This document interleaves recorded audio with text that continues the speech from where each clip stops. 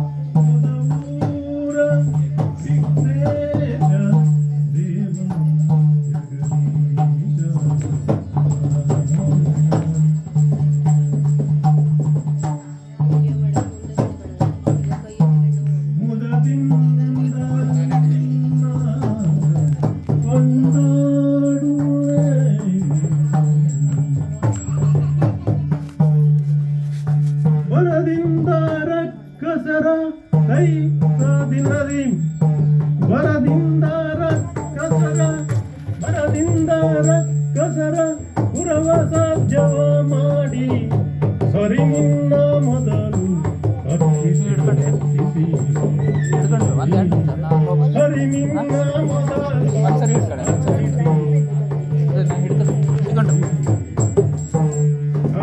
ಹರವಿರಂಚಿಗಳೆಲ್ಲ ಜಯ ಜಯ ಜಯವೆನಲು ಹರವಿರಂಚಿಗಳೆಲ್ಲ ಜಯ ಜಯ ಜಯವೆನಲು ವರವಿತ್ತು ಮೆರೆವೆ ವರವಿತ್ತು ಮೆರೆದೆ ಗಣನಾಥ ಪ್ರಖ್ಯಾತ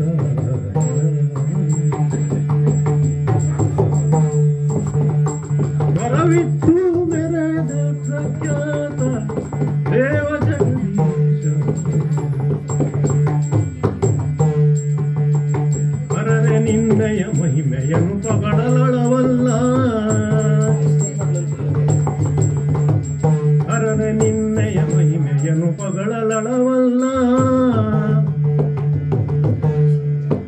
ಧರಣಿಯನ್ನು ಪತ್ತೀರ್ಥ ಮಹೇಶಗರಿದು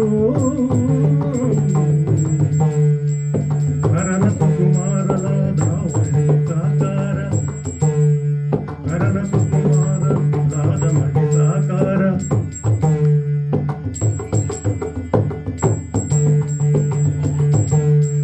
ಧರೆಯೊಳು ವಿಶೇಷ ದೇವ ಜಗದೀಶ ಮುದದಿಂದ ನಿನ್ನ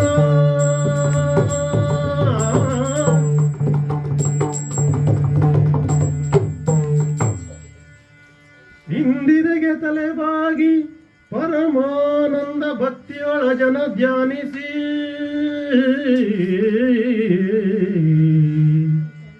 ವಂದಿಸುವೆ ಶಾರದೆಗೆ ಶಕ್ರಾದಿಯ ಮರರಿಂಗೆರಗಿ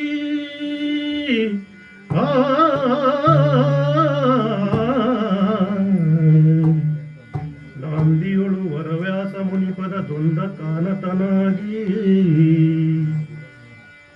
ಕವಿಗಳ ಸಂದನಿಗೆ ಬಲ ಬಂದು ಪೇಳುವೆನಿ ಶ್ರೀಕೃಷ್ಣ ಸಂಧಾನ ಎಂಬಿ ಕಥಾಮೃತವ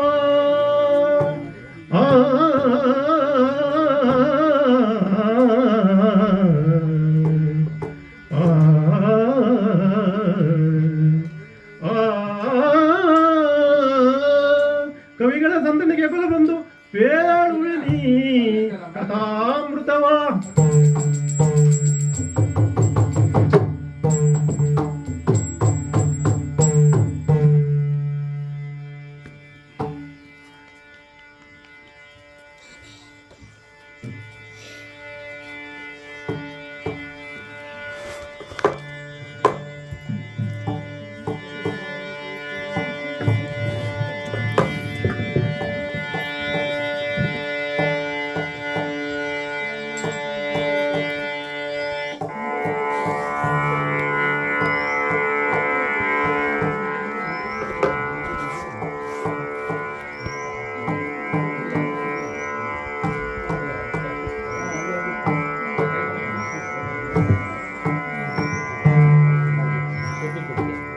ಅರಸ ನಿಂತೆನಲಾರ ಮಾಧವ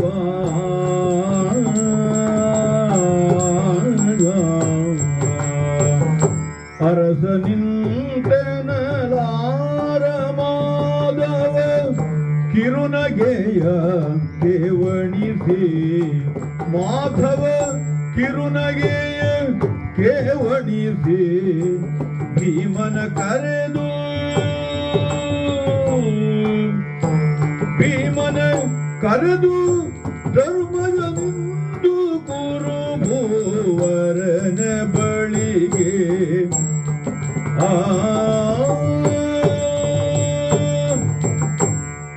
ಯುಧಿಷ್ಠಿರ, ಕೃಷ್ಣ, ಅತ್ಯಂತ ವಿಶಿಷ್ಟವಾದಂತಹ ವ್ಯಕ್ತಿತ್ವ ನಿನ್ನದು. ಭರತ ವರ್ಷದಲ್ಲೇ ಅಸಾಧ್ಯವೆನಿಸಿದಂತಹ ರಾಜಸೂಯಾಧ್ವರವನ್ನು ಕೈಗೊಂಡಿರಿ, ಸಕಲವನ್ನು ಗೆದ್ದಿರಿ.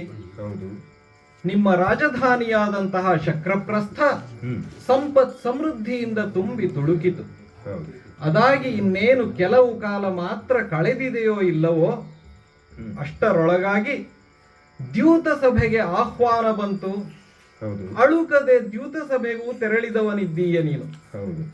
ದ್ಯೂತ ಸಭೆಯಲ್ಲೋ ಗಳಿಸಿದ ಸಮಸ್ತವನ್ನೂ ಕಳೆದುಕೊಂಡೆ.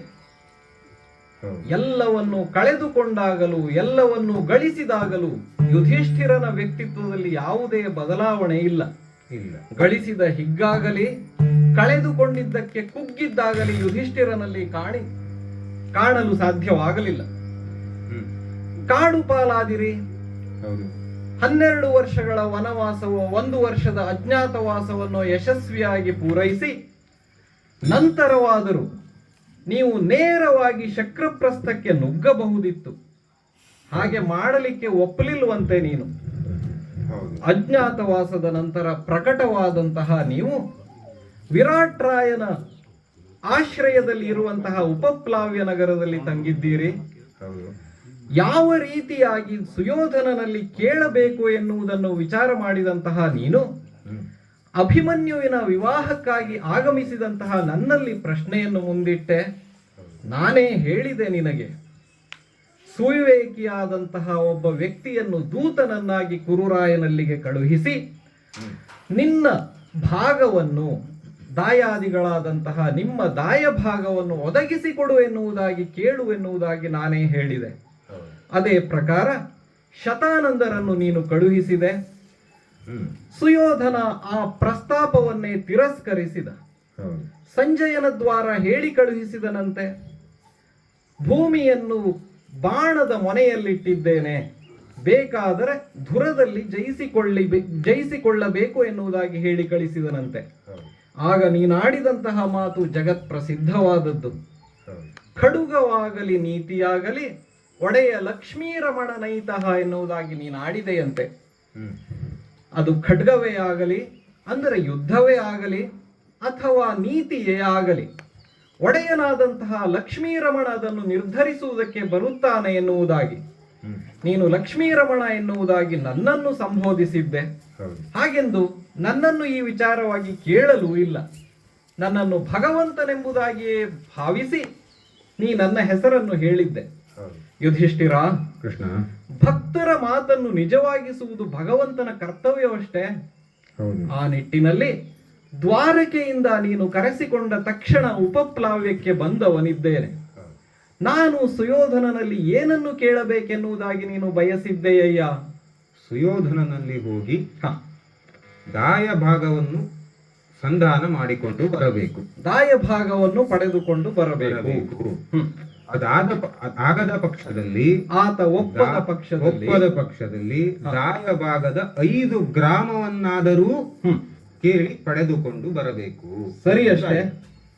ದಾಯ ಭಾಗ ಆಗಲಿ, ಆತ ಒಪ್ಪದಿದ್ದಲ್ಲಿ ದಾಯ ಭಾಗದೊಳು 5 ಗ್ರಾಮಗಳನ್ನಾದರೂ ಕೇಳಿ ಬಾ ಎನ್ನುವುದಾಗಿ ನೀ ನನಗೆ ಹೇಳಿದ್ದೀ. ಹೌದು. ಈ ವಿಚಾರವಾಗಿ ಕೇವಲ ನಿನ್ನಲ್ಲಿ ಅಷ್ಟೇ ಚರ್ಚೆ ನಡೆಸಿದರೆ ಸಾಕಾಗಲಿಕ್ಕಿಲ್ಲ ಎನ್ನುವುದು ನನ್ನ ಭಾವನೆ. ನಿನ್ನ ಸಹೋದರರು ಪತ್ನಿಯೂ ಇದ್ದಾರಲ್ಲ, ಆ ಸಹೋದರರನ್ನು ಒಮ್ಮೆ ವಿಚಾರಿಸೋಣ ಎಂದಾಗ ಆ ಕುರಿತಾಗಿಯೂ ಮುಕ್ತ ಮನಸ್ಕನಾದಂತಹ ನಿನ್ನಲ್ಲಿ ಯಾವಾಗಲೂ ನಾನು ಅದನ್ನು ನೋಡಿದ್ದೇ ಇಲ್ಲ, ನಾನು ಹೇಳಿದ್ದೇ ನಡೆಯಬೇಕೆನ್ನುವಂತಹ ಹಠ ನಿನ್ನಲ್ಲಿ ಇಲ್ಲವೇ ಇಲ್ಲ. ಆದ್ದರಿಂದ ಮುಕ್ತ ಮನಸ್ಕನಾದಂತಹ ನೀನು ತಮ್ಮಂದಿರನ್ನು ಕೇಳುವುದಕ್ಕೂ ಅನುಮತಿಸಿದೆ. ಅವರ ಅಭಿಪ್ರಾಯವನ್ನು ಪರಿಗಣಿಸೋಣ ಎನ್ನುವುದಾಗಿ. ಒಪ್ಪಿಕೊಂಡೆ. ಹೌದು. ಹಾಗಾದರೆ ನಾವೀಗ ಕೇಳಬೇಕಾದ್ದು ಯಾರನ್ನು? ಭೀಮ. ನಿನ್ನ ಅನುಜನಾದಂತಹ ಭೀಮಸೇನನನ್ನು ಮೊದಲಾಗಿ ಕೇಳೋಣವಂತೆ. ಕರೆ ಭೀಮಸೇನನನ್ನು ಈ ಸಭೆಗೆ. ಭೀಮ,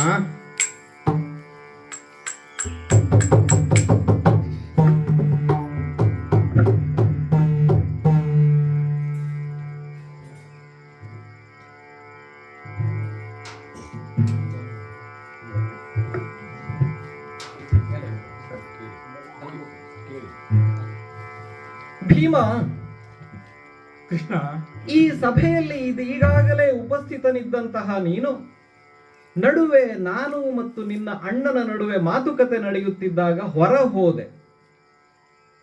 ಹೋದೆಯಷ್ಟೇ. ಹೌದು. ಅಲ್ಲಿ ಏನು ನಡೆಯಿತೋ ನಾನು ಕಾಣೆ. ಹ, ಈಗ ಮತ್ತೊಮ್ಮೆ ನಿನ್ನನ್ನು ಅಭಿಪ್ರಾಯವನ್ನು ಕೇಳುವುದಕ್ಕಾಗಿ, ಹ, ಅಂತಿಮವಾದಂತಹ ಅಭಿಪ್ರಾಯವನ್ನು ಕೇಳುವುದಕ್ಕಾಗಿ ನಿನ್ನನ್ನು ಕರೆಸಿದ್ದಾಗಿದೆ. ಹ, ಭೀಮ, ಹ. ನಿನ್ನ ಅಂತಿಮ ಅಭಿಪ್ರಾಯವನ್ನು ತಿಳಿಸೋಣವಾಗಲಿ. ಎಲ್ಲವೋ ಕೌತಾಂತಕನೇ ರಾಂತಯದಿನ್ನದಿ,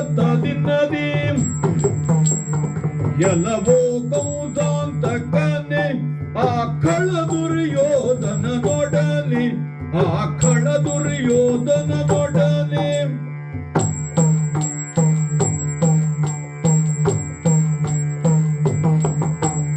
ಒಳಗುಳದೆತ್ತವ ಬಲಿದು ಮಾಡಳು ಕದ ಸಂಧಿಯ ಮುರಿದು.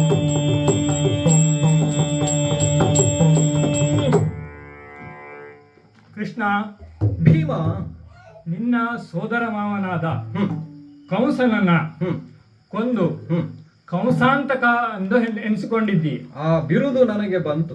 ಹ, ಈಗ ಆ ಖಳನಾದಂತಹ ದುರ್ಯೋಧನ ಹ, ಅವನ ಬಳಿಗೆ ಹೋಗಿ ಹ. ಸಂಧಾನಕ್ಕಾಗಿ ಹೋಗುತ್ತಿದ್ದೀಯೆ. ಸಂಧಾನಕ್ಕಾಗಿ ನಿನ್ನ ಅಣ್ಣ ನನ್ನನ್ನು ಕಳುಹಿಕೊಡುತ್ತಿದ್ದಾನಯ್ಯ. ಹಾಗಾದರೆ ಹ, ನನ್ನ ಅಭಿಮತ ಏನೆಂದು ಅಥವಾ ಅಭಿಪ್ರಾಯ ಏನೆಂದು ನಿನಗೆ ಗೊತ್ತೋ? ಹೇಳು. ಈ ಸಂಧಿಯನ್ನ ಮುರಿದು ಯುದ್ಧವನ್ನು ಮಾಡಲು ನೀನು ನಿಶ್ಚಯಿಸಿ ಬರಬೇಕು ಅನ್ನುವುದು ನನ್ನ ಅಭಿಪ್ರಾಯ.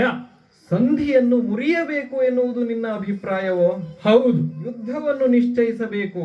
ಹಾ, ಯುದ್ಧವನ್ನು ನಿಶ್ಚಯಿಸಬೇಕು ಎಂಬುದೇ ನನ್ನ ಅಭಿಪ್ರಾಯ. ನಿನ್ನ ಅಣ್ಣನಾದಂತಹ ಧರಣಿಪನಿಗೆ ಆತನಲ್ಲಿ ಹಿತ ಇದ್ದರೆ ನಾನೇನು ಮಾಡಬೇಕು? ಧರಣಿಪಗಾತನೊಳಿನ್ನೋ,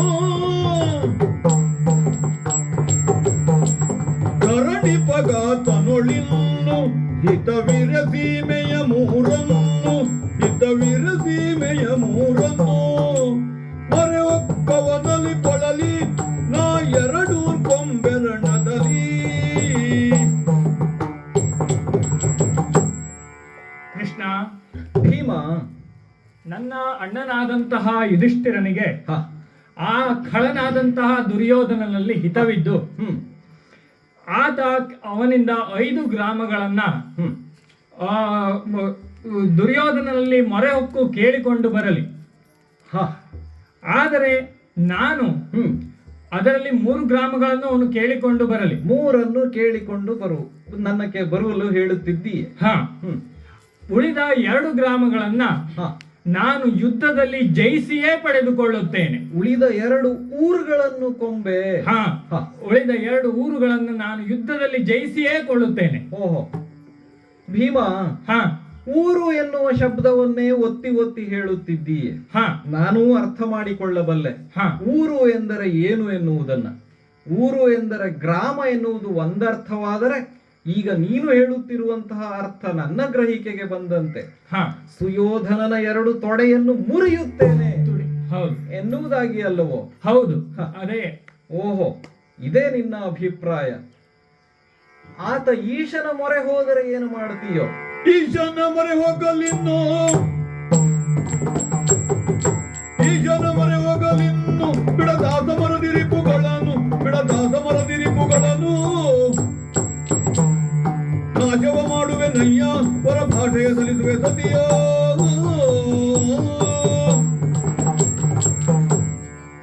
ಕೃಷ್ಣ, ಭೀಮಸೇನ, ಸಮರಾಂಗಣದಲ್ಲಿ ರಿಪುಗಳನ್ನು ನಾಶ ಮಾಡುವುದನ್ನ ನಾನು ಎದುರು ನೋಡ್ತಾ ಇದ್ದೇನೆ. ಓಹೋ.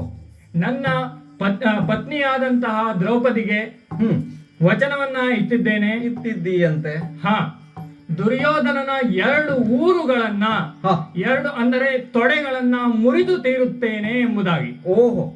ಹಾಗೂ ಆ ದುಶ್ಯಾಸನನ ನನ್ನ ಎದೆಯನ್ನು ಸೀಳಿ ಉರವನ್ನು ಬಗೆದು ಕೊಲ್ಲುತ್ತೇನೆ. ಹಾಗೂ ಅದರಿಂದ ಆಕೆಯ ಜಡೆಯನ್ನು ತೊಯ್ದು ಅದನ್ನು ಕಟ್ಟುವಂತೆ ಮಾಡುತ್ತೇನೆ ಎಂಬುದಾಗಿ. ಈಶ್ವರನೇ ದುಷ್ಟನಾದಂತಹ ದುರ್ಯೋಧನ ಈಶ್ವರನ ಮೊರೆ ಹೊಕ್ಕರೂ ಸಹ ಆತನನ್ನ ಯುದ್ಧದಲ್ಲಿ ಸೋಲಿಸಿಯೇ ಬರುತ್ತೇನೆ. ಓಹೋ, ಇದು ನಿನ್ನ ಅಭಿಪ್ರಾಯ? ಇದೇ ನನ್ನ ಅಭಿಪ್ರಾಯ. ಸರಿ. ಶೋಣಿಪತಿ ಕೇಳ್ ಭೀಮ ಇಂತೆನಲ ನರೇಶ್ವರಗಿಂದ ನರೇಶ್ವರ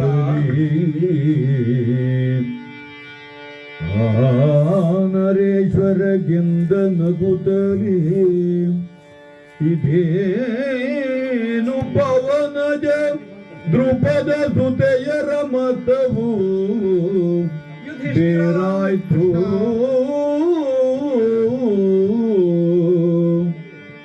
ಇದೇನು ಪವನಜ ದ್ರುಪದ ಸುತೆಯರ ಮತವು ಬೇರಾಯ್ತು.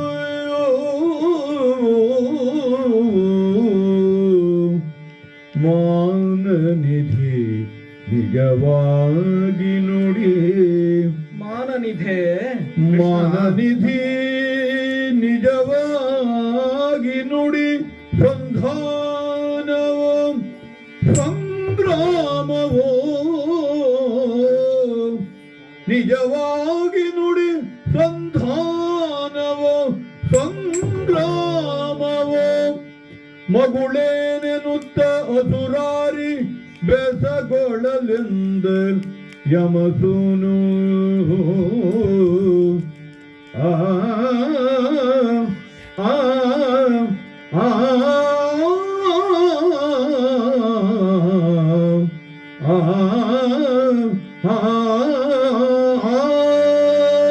ಯುಧಿಷ್ಠಿರ, ಕೃಷ್ಣ, ಇದೀಗ ತಾನೇ ಕೇಳುತ್ತಿದ್ದೇವಷ್ಟೇ. ಹೌದು. ಭೀಮ ತನ್ನ ಅಂತಿಮ ಅಭಿಪ್ರಾಯವನ್ನು ಹೇಳಿ ಹೊರಟ. ಹೌದು. ಆತ ತನ್ನ ಸತಿಯಾದಂತಹ ದ್ರುಪದಜೆಯನ್ನು ಹೊರಗಡೆ ಮಾತನಾಡಿಸಿ ಸಂಧಿಸಿಯೇ ಒಳಗೆ ಸಭಾಂಗಣಕ್ಕೆ ಬಂದವನಿದ್ದಾನೆ. ಹೌದು. ಆತ ತನ್ನ ಅಭಿಪ್ರಾಯವನ್ನು ಸ್ಪಷ್ಟವಾಗಿ ಹೇಳಿದ. ಸಂಧಿಯನ್ನು ಮುರಿದು ರಣವನ್ನು ಬಲಿದು ಬಾ. 2 ಊರುಗಳನ್ನು ತಾನೇ ಕೊಳ್ಳುತ್ತೇನೆ ಎನ್ನುವುದಾಗಿ ಅತ್ಯಂತ ನಿಖರವಾಗಿಯೇ ಹೇಳಿದನಷ್ಟೇ.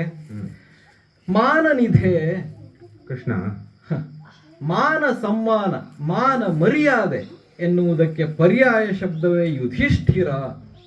ನೀನಾಚರಿಸುವ ಧರ್ಮದಿಂದಲೇ ನೀನು ಧರ್ಮರಾಯ, ಯಮಸೂನು ಅಲ್ಲವೇ ನೀನು. ಯಮಧರ್ಮನ ಮಗನಾದ್ದರಿಂದಲೂ ನೀನು ಧರ್ಮರಾಯ. ಅಷ್ಟೇ ಏಕೆ, ನೀನಾಚರಿಸುವಂತಹ ಧರ್ಮದ ಕಾರಣದಿಂದಲೂ ನೀ ಧರ್ಮರಾಯ. ನಿನ್ನ ಮಾನ, ನೀನು ಬೇರೆಯವರಿಗೆ ನೀಡುವಂತಹ ಮಾನವೋ ಅದನ್ನು ನೀನೂ ಸಹ ಅಪೇಕ್ಷೆ ಪಟ್ಟರೆ ಅದರಲ್ಲಿ ತಪ್ಪೇನೂ ಇಲ್ಲ. ಅಪೇಕ್ಷೆ ಪಡಬೇಕಾದ್ದೆ. ಈಗ ನೀನು ಹೇಳ್ತಾ ಇದ್ದೀಯೆ ನನ್ನಲ್ಲಿ, ಕೃಷ್ಣ ಸಂಧಾನವನ್ನು ಮಾಡು, ದಾಯ ಭಾಗವನ್ನು ಪಡೆದುಕೋ. ಅದು ಹೇಗೆ? ಕುರುರಾಯ ಸುವಿವೇಕದಿಂದ ಕೊಡುವಂದದಲ್ಲಿ ಸಂಧಾನವನ್ನು ಮಾಡು. ದಾಯ ಭಾಗವನ್ನು ಕೊಡಲು ಆತ ಒಪ್ಪದಿದ್ದರೆ ಪಂಚಗ್ರಾಮಗಳನ್ನಾದರೂ ಕೊಡಲು ಆತನನ್ನು ಒಪ್ಪಿಸು ಎನ್ನುವುದಾಗಿ. ಭೀಮಸೇನ ಹೇಳ್ತಾ ಇದ್ದಾನೆ, ನೀನು ರಣವನ್ನೇ ಬಲಿದು ಬಾ ಎನ್ನುವುದಾಗಿ ಹೇಳ್ತಾ ಇದ್ದಾನೆ. ಆದ್ದರಿಂದ ಪವನಜನು ಮತ್ತು ದ್ರುಪದಜೆಯ ಮನವು ಬೇರಾಯಿತು, ಮತವು ಬೇರಾಯಿತು. ನನ್ನ ಮನಸ್ಸಿನಲ್ಲಿ ಸಂದೇಹವು ಹುಟ್ಟಿಕೊಂಡಿತು. ನಾನು ಹೋಗಬೇಕಲ್ವ ಕುರುರಾಯನಲ್ಲಿ, ಆತನಲ್ಲಿ ಏನನ್ನ ಕೇಳಬೇಕು ಎನ್ನುವುದೇ ಸ್ಪಷ್ಟತೆ ಇಲ್ಲದೆ ಹೋಯಿತು. ನೀನು ಹೇಳುವಂತೆ ಸಂಧಾನವನ್ನು ನಡೆಸಲೋ, ಭೀಮಸೇನ ಹೇಳುವಂತೆ ಸಂಗ್ರಾಮವನ್ನು ನಿಶ್ಚಯಿಸಲೋ ಎನ್ನುವಂತಹ ಅನುಮಾನ ನನ್ನದು. ಆದ್ದರಿಂದ ಈಗ ನಿಜವಾಗಿ ನುಡಿ, ಸಂಧಾನವೋ ಸಂಗ್ರಾಮವೋ ಎನ್ನುವುದಾಗಿ. ಅಸುರಾರಿಯಾಗಿ ಕೇಳಿದ ಪ್ರಶ್ನೆ, ಹಾಗಾಗಿ ನಾನು ದಾನವಾಂತಕನಲ್ಲಿಯೇ ಉತ್ತರ ಕೊಡಬೇಕು. ಸರಿ. ದಾನವಾಂತಕ ಕೇಳಿ ಏನೆಂಬಿ ಬಗೆಗೆ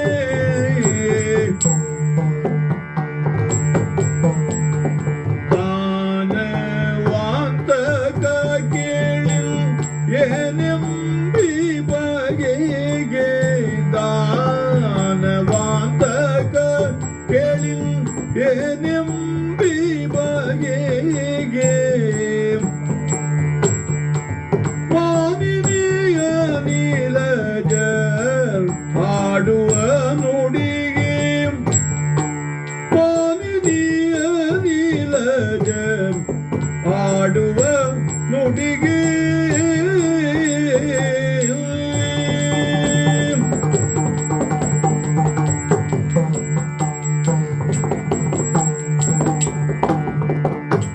ಆವ ಜನ್ಮದಿ ಗೈದ ಪಾಪದ ಫಲದಿ ಆವ ಜನ್ಮದಿ ಗೈದ ಪಾಪದ ಫಲದಿ ಭೂವಲಯವ ಬಿಟ್ಟು ಅಲೆದೆವೋ ವನದಿ ಭೂವಲಯವ ಬಿಟ್ಟು ಅಲೆದೆವೋ ವನದಿ ನಾವಲೆದೇವೋ ವನದಿ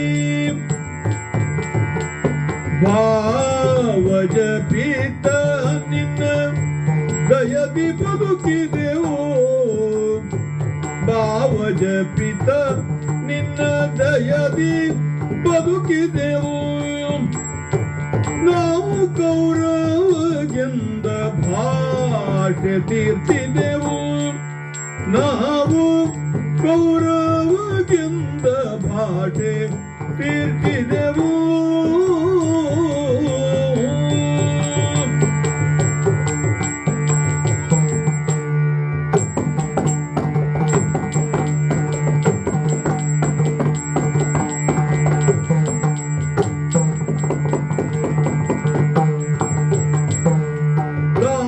ದಾನವಂತಕ ಕೇಳಿನ್ನೇನೆಂಬಿ ಬಗೆಗೆ ದಾನವಂತಕ ಕೇಳಿನ್ನೇನೆಂಬಿ ಬಗೆಗೆ ಕೃಷ್ಣ, ಯುಧಿಷ್ಠಿರ, ದುಷ್ಟರನ್ನ ಹುಡುಕಿ ಹುಡುಕಿ ಮರ್ದನ ಮಾಡಿ ಹ. ಅಂತದ್ದೊಂದು ಬಿರುದನ್ನ ಪಡೆದತಕ್ಕಂಥವನು ನೀನು. ಹ. ದಾನವಾಂತಕ. ಹಾಗೆ ಕರೀತಾ ಹೌದು ಹೌದು. ಆಗಲೇ ನಾನು ಹೇಳಿದೆ, ಹ್ಮ್ ದಾಯ ಭಾಗದ ವಿಚಾರವನ್ನು ಪ್ರಸ್ತಾಪಿಸಿಯೇ ನಾನು ಮಾತನ್ನು ಪ್ರಾರಂಭಿಸಿದೆ. ಸರಿ. ಏನು? ಹ್ಮ್ ಅರ್ಧ ದಾಯ ಭಾಗದಲ್ಲಿ ಅರ್ಧವಾದರೂ ಬರಬೇಕು, ನಿಮ್ಮ ಭಾಗ ಬರಬೇಕು, ಅಥವಾ ಅಥವಾ 5 ಆದರೂ ಬರಲಿ, 5 ಗ್ರಾಮವಾದರೂ ಬರಲಿ ಎಂದು ಹೌದು ನನ್ನ ಹೃದಯವನ್ನು ನಿಮ್ಮ ಮುಂದೆ ತೆರೆದಿಟ್ಟಿದ್ದೇನೆ. ಹ ಅಂತೆಯೇ ನೀವೀಗಲೇ ಹೇಳಿದಂತೆ ನನ್ನನ್ನು ಹ್ಮ್ ಮಾನನಿಧಿ ಎಂದು ಸಂಬೋಧಿಸಿದಿರಿ. ಮಾನನಿಧಿ ಎನ್ನುವುದಾಗಿ ಸಂಬೋಧಿಸುತ್ತಿದ್ದೇನೆ. ಹೌದು. ಹ್ಮ್. ಮಾನ ಎಂದರೆ ಅಳತೆ ಎಂದರ್ಥ. ಸರಿ. ಮಿತಿ. ಹ್ಮ್ ನೀವೇ ಹೇಳಿದಂತೆ ನಾನು ಒಂದು ಮಿತಿಯನ್ನು ಇಟ್ಟುಕೊಂಡಿದ್ದೇನೆ, ಹ ಅದರಲ್ಲಿಯೇ ನಾನು ವ್ಯವಹರಿಸುತ್ತೇನೆ. ಹ ಎಷ್ಟೋ ಸಲ ನನಗೆ ಅನಿಸುವುದುಂಟು, ಹ್ಮ್ ಯಮನಂತವರೋ ನಹುಷನಂತವರೋ 100 ಪ್ರಶ್ನೆಗಳನ್ನು ಕೇಳಿದರೂ ಉತ್ತರಿಸಬಹುದು. ಹ್ಮ್ ಆದರೆ ನಮ್ಮವರೇ ಆದವರು ಒಂದು ಗಡುಚಾದ ಪ್ರಶ್ನೆ ಕೇಳಿದರೂ ಉತ್ತರಿಸಲಿಕ್ಕೆ ಕಷ್ಟ ಆಗ್ತದೆ. ಸರಿಯೇ. ಲೋಕವನ್ನೇ ನಡುಗಿಸಿದಂತ ಭೀಷ್ಮರಿಗೆ ಹ್ಮ್ ದುರ್ಯೋಧನನನ್ನ ನಿಯಂತ್ರಣ ಮಾಡೋದು ಕಷ್ಟವೋ? ಸಾಧ್ಯವೇ? ಇದಕ್ಕೆ ಉತ್ತರ ಗೊತ್ತಿಲ್ಲ ಅನ್ನುವುದೇ ಉತ್ತರ ಆಗಬಹುದು. ಹೌದು. ಹೌದು. ಹ್ಮ್ ಭೀಷ್ಮ ಇದ್ದು ಹೀಗಾಯಿತೋ ಹ್ಮ್ ಎನ್ನುವರು ಇದ್ದಾರೆ. ಹ ಈ ಪ್ರಶ್ನೆಗೆ ಉತ್ತರ ಕೊಡುವ ಪ್ರಯತ್ನವನ್ನು ನಾನು ಮಾಡ್ತಾ ಇದ್ದೇನೆ. ಹ್ಮ್ ಈಗ ನಮಗೆ ಬಂದಿರುವಂತಹ ಕಷ್ಟಗಳಿಗೆ ಹ್ಮ್. ನಾವು ಯಾವತ್ತಿಗೂ ಇನ್ನೊಬ್ಬರನ್ನೇ ದೂಷಣೆ ಮಾಡುವಂಥದ್ದು. ಹ್ಮ್ ಉದಾಹರಣೆಗೆ, ಇವತ್ತು ಈ ದುರಂತ ನನಗೆ ಸಂಭವಿಸಲಿಕ್ಕೆ ಕಾರಣ ಏನು? ಹ್ಮ್ ಮನೆಯಿಂದ ಹೊರಬರುವಾಗ ಬೆಕ್ಕು ಅಡ್ಡ ಅಡ್ಡ ಬಂತು, ಆದ್ದರಿಂದಲೇ ಈ ದುರಂತ ಆಯಿತು. ಹ ನಿಜವಾಗಿಯೂ ಹೌದು, ಹ ಬೆಕ್ಕು ಅಡ್ಡ ಬಂದಿದ್ದರಿಂದಲೇ ಆಗಿದ್ದು. ಆಹ. ಅದು ನಮ್ಮ ಹಣೆ ಬರಹದಲ್ಲಿ ಬರದಿದ್ರೆ ಹ್ಮ್ ಅದನ್ನ ಸೂಚಿಸ್ಲಿಕ್ಕೆ ಅಂತಾನೆ ಬೆಕ್ಕು ಅಡ್ಡ ಬಂತು ಅಂತ ಯಾಕೆ ತಿಳ್ಕೊಳ್ಬಾರ್ದು? ಹ ಅಲ್ವೋ? ಹೌದು. ಬಹಳಷ್ಟು ಜನ ಮೊದಲನೇದನ್ನೇ ತಿಳ್ಕೊಳ್ತಾರೆ, ಹ್ಮ್ ಬೆಕ್ಕು ಅಡ್ಡ ಬಂದಿದ್ದರಿಂದಾನೇ ನಮಗೆ ಹೀಗಾಯ್ತು. ಸರಿ. ಹೌದು. ಹಾ. ನಮ್ಮ ಹಣೆ ಬರದಲ್ಲಿ ಏನಿದೆ ಅಂತ ಗೊತ್ತಿಲ್ಲ, ಆಹಾ. ಯಾವ ಜನ್ಮದ ಪಾಪವೋ ಗೊತ್ತಿಲ್ಲ. ಹಾ. ನಾವು ಅನುಭವಿಸಿದ್ದನ್ನು ಅನುಭವಿಸಿ ಆಗಿಬಿಟ್ಟಿದೆ. ಹಾ. ಅದೇ ರೀತಿಯಲ್ಲಿ ಹಾ. ಹುಟ್ಟಿದ್ದು ಎಲ್ಲಿಂದ? ಶತಶೃಂಗದಲ್ಲಿ ಅಲ್ವಾ? ಅರಣ್ಯದಲ್ಲಿ ಹುಟ್ಟಿದ್ದು. ಹೌದು. ನಮ್ಮ ಪ್ರಾರಂಭವೇ ಅಲ್ಲಿ. ಹಾ. ನಾವು ಶುರು ಮಾಡಿದ್ದೆ ಅಲ್ಲಿಂದ. ಹಾ. ಅದರಂತೆಯೇ ಮುಂದೆ ಏಕಚಕ್ರ ನಗರದಲ್ಲಿ ಅಲ್ಲಿ ಇಲ್ಲಿ ಓಡಾಡುವಂತಾಯಿತು. ದ್ಯೂತದಲ್ಲಿ ಸೋತು ವನವಾಸವನ್ನು ಅನುಭವಿಸುವಂತಾಯಿತು. ಅನುಭವಿಸಿದ್ರಿ. ಆ ಅನುಭವ ನಮಗೆ ಕಷ್ಟವೇನೂ ಅನಿಸ್ಲಿಲ್ಲ. ಹಾ. ಒಳ್ಳೆಯ ಅನುಭವಗಳನ್ನೇ ಕೊಟ್ಟಿತು. ಒಳ್ಳೆಯ ಆ ಅನುಭವದಿಂದಲೇ ನಾನು ಇವತ್ತು ಹೀಗೆ ಮಾತನಾಡ್ತಾ ಇರುವಂತದ್ದು. ಸರಿ. ಕ್ಷತ್ರಿಯನಾಗಿ ಹುಟ್ಟಿದ ನನಗೆ ಹಾ. ಇಷ್ಟೊಂದು ತಾಳ್ಮೆ ಬರ್ಲಿಕ್ಕೂ ಅದೇ ಕಾರಣ. ಬ್ರಾಹ್ಮಣರಂತೆ ತಾಳ್ಮೆಯನ್ನು ಹೌದು, ಗಳಿಸಿಕೊಂಡಿದ್ದೇವೆ. ಹೌದು. ಕ್ಷತ್ರಿಯನಾಗಿ ಹುಟ್ಟಿ ಈ ತಾಳ್ಮೆ ಬರ್ಲಿಕ್ಕೆ ಹಾ. ಆ ಅನುಭವಗಳೇ ಕಾರಣ. ಹ್ಮ್. ಇಷ್ಟೆಲ್ಲ ಅನುಭವಿಸಿದರೂ ಹ್ಮ್. ಇದನ್ನ ನಾನು ಮತ್ತೊಬ್ಬರ ಮೇಲೆ ಹೇರಲಾರೆ. ಹಾ. ಇದೆಲ್ಲ ನನ್ನ ಹಣೆ ಬರಹದಲ್ಲಿ ಇದೆಯೇ ವಿನಃ ಇದು ದುರ್ಯೋಧನನಿಂದ ಆದದ್ದು ಅನ್ನುವುದು ನನ್ನ ವಿಚಾರ ಅಲ್ಲ. ಅಲ್ಲ. ಅಷ್ಟಾಗಿಯೂ ನಾನು ಯುದ್ಧ ಮಾಡುವುದಾದರೆ ಯಾರಲ್ಲಿ ಯುದ್ಧ ಮಾಡಬೇಕು? ದುರ್ಯೋಧನಾದಿಗಳು. ನನ್ನ ತಮ್ಮ, ಹಾ. ನನ್ನ ಚಿಕ್ಕಪ್ಪ, ಹಾ. ಅವರಲ್ಲಿಯೇ ಯುದ್ಧ ಮಾಡಬೇಕು ಅಲ್ವಾ? ನಾನೊಬ್ಬ ಕ್ಷತ್ರಿಯ ಎಂದು ತಿಳಿದು ಹಾ. ಆ ಕ್ಷತ್ರಿಯತ್ವದ ಹೊಣೆಗಾರಿಕೆಯಲ್ಲಿ ಹೆಗಲು ಕೊಟ್ಟು ಅವರನ್ನು ಮದಿಸುವ ಕಾರ್ಯಕ್ಕೆ ನಾನು ಹೋಗುವುದು ಯುಕ್ತ ಅಲ್ಲ. ಯಾಕೋ? ಅದು ಲೋಕ ಸಂಹಾರಕವಾದಂತಹ ಕಾರ್ಯವಾದೀತು. ಹಾ. ಆ ಅಪವಾದ ನನಗೆ ಬರಬಾರದು. ಆದ್ದರಿಂದ ನಾನು ಹೇಳಿದಂತೆ ಸಂಧಿ ಕಾರ್ಯವನ್ನು ಮಾಡಿಕೊಂಡು ಬರಬೇಕು ಎಂದು ನಾನು ಹೇಳಿದ್ದು. ಹಾ. ಧರ್ಮರಾಯ, ಕೃಷ್ಣ, ನಿನ್ನನ್ನು ದೊರೆಯನ್ನಾಗಿ ಮಾಡುವುದಕ್ಕಲ್ವ ನಮ್ಮ ಪ್ರಯತ್ನ. ನನ್ನನ್ನು ದೊರೆದನು. ದೊರೆತನ ಸೋಡಲಿನ್ನು ಬಡತನ ಯಮಗುತ್ತು. ದೊರೆತನ ಸೋಡಲಿನ್ನು ಬಡತನ ಯಮಗುತ್ತು. ದೊರೆತನ ಸೋಡಲಿನ್ನು ಬಡತನ ಯಮಗುತ್ತು. ಗುರುರಾಯ ಸುಖಿಯನ್ನು ಕೇಳಿದರೆ ಸಾಕು. ಆ ಗುರುರಾಯ ಸುಖಿಯನ್ನು ಕೇಳಿದರೆ ಸಾಕು.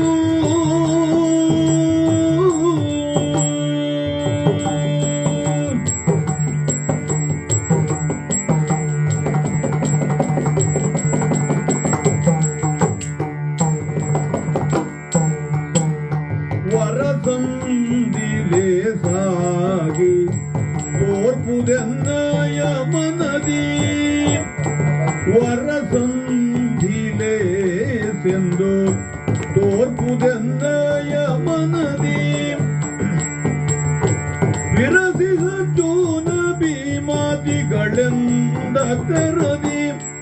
ವಿರಚಿ ಅರ್ಜುನ ಭೀಮಾದಿಗಳೆಂದ ತೆರದಿ.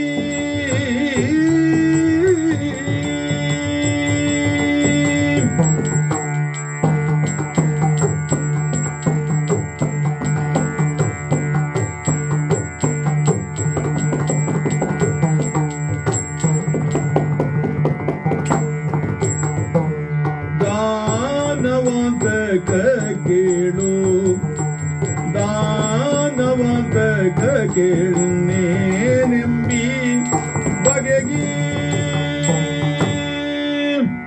ಕೃಷ್ಣ, ಯಮಸೂನು, ಒಂದು ದಿನವೂ ನಾನು ಅಧಿಕಾರಕ್ಕಾಗಿ ಆಸೆ ಪಟ್ಟವನಲ್ಲ.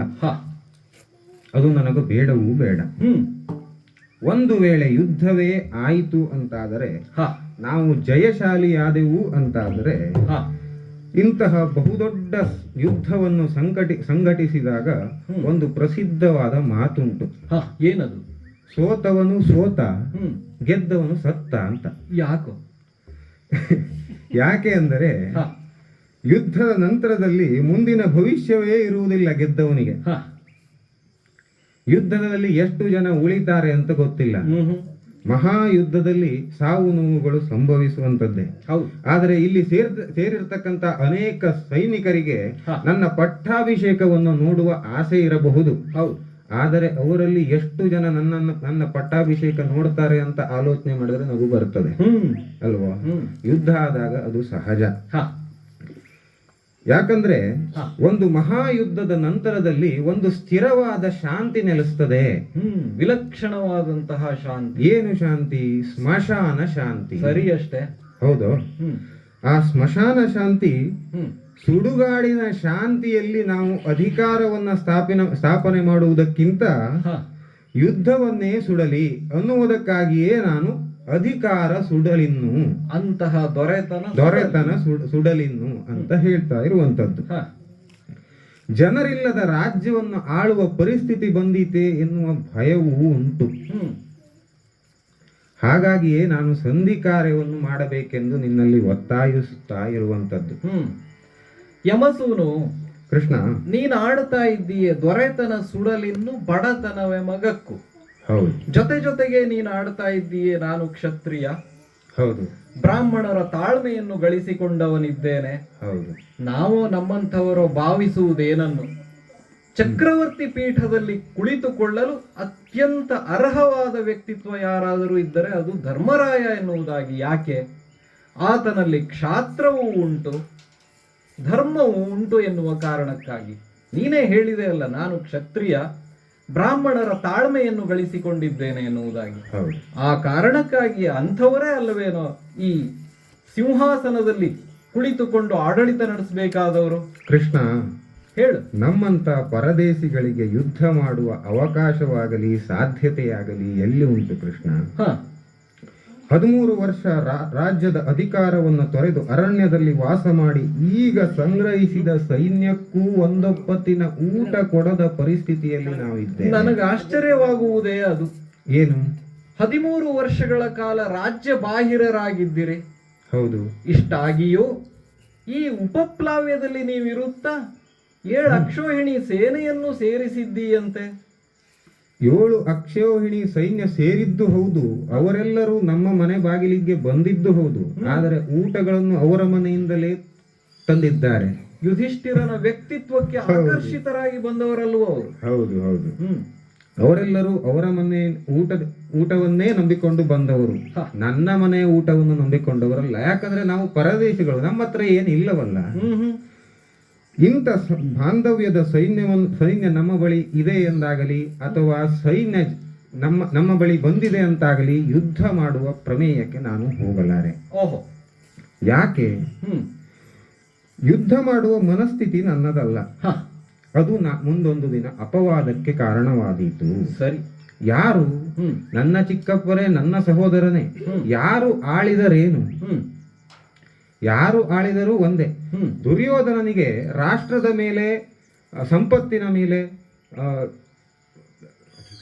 ಮೋಹವಿದೆ ಎಂದು ನಾವು ಹೇಳುವ ನಾವು, ಅದು ಒಳ್ಳೆಯದಲ್ಲ ಎಂದು ಪ್ರಪಂಚಕ್ಕೆಲ್ಲ ಹೇಳುವ ನಾವು, ಮತ್ತೆ ನಾವೇ ಅದಕ್ಕಾಗಿ ಹೋರಾಡಿದರೆ ಅವರಿಗೂ ನಮಗೂ ವ್ಯತ್ಯಾಸವೇನುಳಿಯಿತು? ಆದ್ದರಿಂದ ನೀನು ಅವರಿಗಿಂತ ನಾವು ಏನು ಕಡಿಮೆ ಇಲ್ಲ, ಅವರಿಗಿಂತ ನಾವು ಕಡಿಮೆ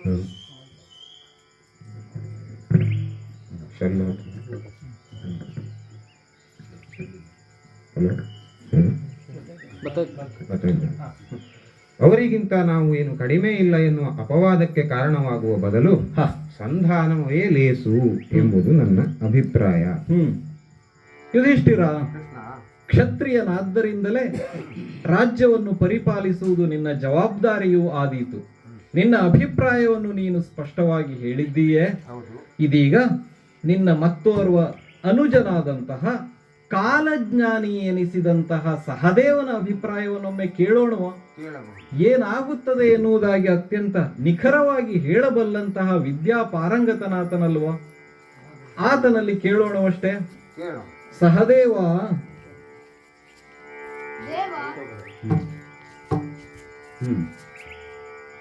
ನಾನು ನಿನ್ನ ಅಣ್ಣನು ಮಾತನಾಡುತ್ತಿರುವಂತಹ ಸಂಭಾಷಣೆಯನ್ನು ಗಮನಿಸುತ್ತಾ ಮೌನವಾಗಿ ಕುಳಿತಿದ್ದೀಯಷ್ಟೇ.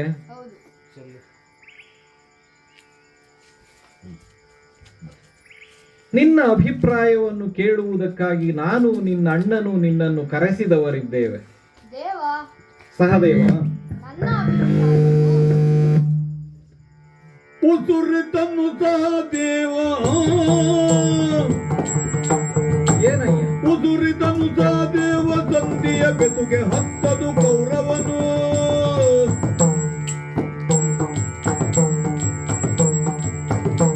ಕಲ್ಮಷವ ಬಿಡನಿದ ಮರೆಯಬೇಡೆಂದನು ನಾರಗಿ. ಅಸುರಹರ, ಸಹದೇವ, ನೀನಾಗಲೇ ಮಾದ್ರಿಯ ಮಕ್ಕಳಾದ ನಮ್ಮೀರ್ವರ ಅಭಿಮತವನ್ನು ಕೇಳಿದ್ದಿ. ಹೌದು. ನಾವಾಡಿದ್ದೇವೆ. ಹ್ಮ್ ಅಗ್ರಜನಾದ ಯುಧಿಷ್ಠಿರನ ಮನವೇ ನಮ್ಮಯ ಚಿತ್ತ ಎನ್ನುವುದಾಗಿ. ಹ್ಮ್ ಆದರೂ ನಾನು ಕಾಲಜ್ಞಾನವನ್ನು ಅರಿತವನು. ಹ್ಮ್ ಜ್ಯೋತಿಷ್ಯವನ್ನು ಅರಿತವನಲ್ವೋ? ಹೌದು. ಹ್ಮ್ ಭವಿಷ್ಯವನ್ನು ನುಡಿಯಬಲ್ಲೆ ಹಾ. ಎಂಬ ಕಾರಣಕ್ಕಾಗಿ ಹ್ಮ್ ನನ್ನನ್ನು ಇನ್ನೊಮ್ಮೆ ಪ್ರಶ್ನಿಸುತ್ತಿದ್ದೀಯೋ? ಹೌದು. ನಾ ಹೇಳುವುದೇನು ಗೊತ್ತೋ? ಏನು? ಸಂಧಿಗಾಗಿ ನೀವೆಷ್ಟೇ ಪ್ರಯತ್ನಿಸಿದರೂ ಸಂಧಿಯ ಬಸುಗೆ ಹತ್ತಲಾರದು. ಓಹೋ. ಸಮಾನ ಗುಣವುಳ್ಳ ಎರಡು ಲೋಹಗಳನ್ನು ಬೆಸೆಯಬಹುದು, ಹ್ಮ್ ಆದರೆ ವಿರುದ್ಧ ಗುಣವುಳ್ಳ ಎರಡು ಲೋಹಗಳನ್ನು ಬೆಸೆಯುವುದು ಅಸಾಧ್ಯ. ಸರಿ. ಅಂತೆಯೇ ಕಲ್ಮಶವನ್ನೇ ತುಂಬಿಕೊಂಡಿರುವ ಕೌರವರಿಗೂ ನಿಷ್ಕಲ್ಮಶರಾದ ಪಾಂಡವರಿಗೂ ಸಂಧಾನ ಸಾಧ್ಯವಾಗದು. ಓಹೋ. ಧರ್ಮರಾಯನ ಸ್ನೇಹಹಸ್ತವನ್ನು ಆ ದುಷ್ಟ ಸ್ವೀಕರಿಸುವುದು ಅಸಾಧ್ಯ. ಓಹೋ, ಇದು ನಿನ್ನ ಅಭಿಪ್ರಾಯ. ಹೌದು. ಸರಿ ಅಯ್ಯ, ನಿನ್ನ ಅಭಿಪ್ರಾಯವನ್ನು ಹೇಳಿದ್ದೀಯೆ. ಯುಧಿಷ್ಠಿರ, ನಿನ್ನ ಇನ್ನೋರ್ವ ತಮ್ಮನಾದಂತಹ ಮಧ್ಯಮ ಪಾಂಡವನೆನಿಸಿದಂತಹ ಪರಮ ಪ್ರತಾಪಿ ಎನಿಸಿದಂತಹ ಫಲುಗುಣನ ಅಭಿಪ್ರಾಯವನ್ನು ಕೇಳೋಣವಷ್ಟೇ. ಆಗಲಿ ಕೃಷ್ಣ. ಫಲುಗುಣ, ಫಲುಗುಣನ್ನು ಸುರಿತ ಅಳಲುತ್ತ ವಿಪಿನದಿ, ಫಲುಗುಣನು ಸುರಿತ ಅಳಲುತ್ತ ವಿಪಿನದಿ, ತೊಳಲಿದ ದುಗುಡವನು ಕಳವೆನು ರಿಪುಗಳ ಅಳವಿಯೊಳಲ್ಲದೆ ಅಳುಕುವುದುಂಟೆ ನೈ, ಅಳುಕುವುದುಂಟೆ ನೈ.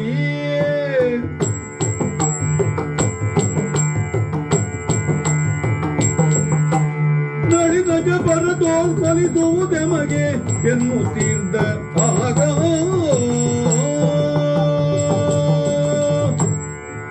ದೇವ, ಪಾರ್ಥ, ಅಣ್ಣಂದಿರ ಹಾಗೂ ನಿನ್ನ ಸಂಭಾಷಣೆಯನ್ನು ಗಮನಿಸುತ್ತಾ ಬಂದವನಿದ್ದೇನೆ. ಹ, ಈಗ ನನ್ನ ಅಭಿಪ್ರಾಯವನ್ನು ಆಲಿಸಲು ಬಯಸಿದ್ದೀಯೋ? ಹೌದು. ಕೇಳು. ಹ್ಮ್ ದೇವ, ಹಸ್ತಿನಾವತಿಯ ಚಕ್ರವರ್ತಿಯಾದಂತಹ ಹ, ಪಾಂಡುವಿನ ಪುತ್ರರಾಗಿ ಜನಿಸಿದವರು ನಾವು. ನೀವು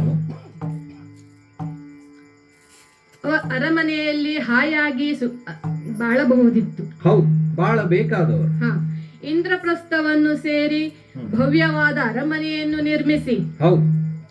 ಅಲ್ಲಿಯ ರಾಜಸೂಯ ಯಾಗವನ್ನು ಗೈದ ನಾವು ಹ್ಮ್ ಸುಖವಾಗಿ ರಾಜ್ಯಭಾರ ಮಾಡಬಹುದಿತ್ತು. ಮಾಡಬಹುದಿತ್ತು.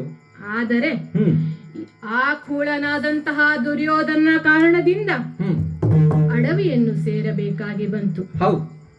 ಅಲ್ಲಿಯ ಕಷ್ಟಗಳೋ ತೊಳಲಾಟಗಳೋ ನಾನು ಎಂದಿಗೂ ಮರೆಯಲು ಸಾಧ್ಯವೇ ಇಲ್ಲ. ಹ್ಮ್ ಅಲ್ಲಿಯೂ ನಮ್ಮನ್ನು ಸುಮ್ಮನೆ ಬಿಡದೆ ಹ್ಮ್ ಘೋಷಯಾತ್ರೆಯ ನೆಪದಿಂದ ಬಂದು ಹ್ಮ್ ನಮ್ಮ ಹೊಟ್ಟೆ ಉರಿಸುವ ಪ್ರಯತ್ನಕ್ಕೆ ಕೈ ಹಾಕಿದನಲ್ಲ. ಕೈ ಹಾಕಿದನಲ್ಲ. ವರ್ಷಗಟ್ಟಲೆ ವಿರಾಟರಾಯನ ಅರಮನೆಯಲ್ಲಿ ಹ, ಬೃಹನ್ನಳೆಯಾಗಿ ಹೆಂಗಳೆಯರ ಮಧ್ಯೆ ಕಾಲ ಕಳೆಯುವಂತೆ ಮಾಡಿದನಲ್ಲ. ನೃತ್ಯವನ್ನು ಕಲಿಸುತ್ತಿದ್ದೀಯಂತೆ. ಹೌದು. ಹ್ಮ್ ಈ ಎಲ್ಲಾ ಕಷ್ಟಗಳನ್ನು ದುಗುಡಗಳನ್ನು ಹ, ಶತ್ರುಗಳನ್ನು ರಣಾಂಗಣದಲ್ಲಿ ತರೆಯುವ ಮೂಲಕ ಪರಿಹರಿಸಿಕೊಳ್ಳುತ್ತೇನೆ. ಓಹೋ. ಬ್ರಹ್ಮದೇವ ನಮ್ಮ ಹಣೆಯಲ್ಲಿ ಬರೆದದ್ದು ಹೇಗೂ ಫಲಿಸುತ್ತದೆ. ಸಂಭವಿಸುತ್ತದೆ ಅಷ್ಟೇ. ಆ ಕುರಿತಾಗಿ ಯಾವ ಅಳುಕೂ ಇಲ್ಲ ಕೃಷ್ಣ. ಹ, ಫಲುಗುಣ, ದೇವ, ನಿನ್ನ ಅಭಿಪ್ರಾಯವು ಯುದ್ಧದ ಕುರಿತಾಗಿಯೇ ಎಂಬುದು ಸ್ಪಷ್ಟವಾಯಿತಷ್ಟೇ. ಹೌದು. ಸರಿ, ನಿನ್ನ ಅಣ್ಣನೊಡನೆ ಮಾತನ್ನು ಮುಂದುವರಿಸ್ತೇನೆ. ಆಯ್ತು. ಕಲಿಕಿರೀಟಿಯ ನುಡಿಗೆ ಧರ್ಮಜ ಒಲಿದು ಕೃಷ್ಣನೊಳೆಂದ, ಕಲಿಕಿರೀಟಿಯ ನುಡಿಗೆ ಧರ್ಮಜ ಒಲಿದು ಕೃಷ್ಣನೋಳೆಂದ ಕುರುಕುಲ ತಿಲಕ ಸಂಧಿಯ ಮುರಿದನಾದರೆ ಕಳೆದು ಮಾತುಗಳ ಕುರುಕುಲ ತಿಲಕ ಸಂಧಿಯ ಮುರಿದನಾದರೆ ಕಳೆದು ಮಾತುಗಳ ಕಲಹವನು ನಿಶ್ಚಯಿಸಿ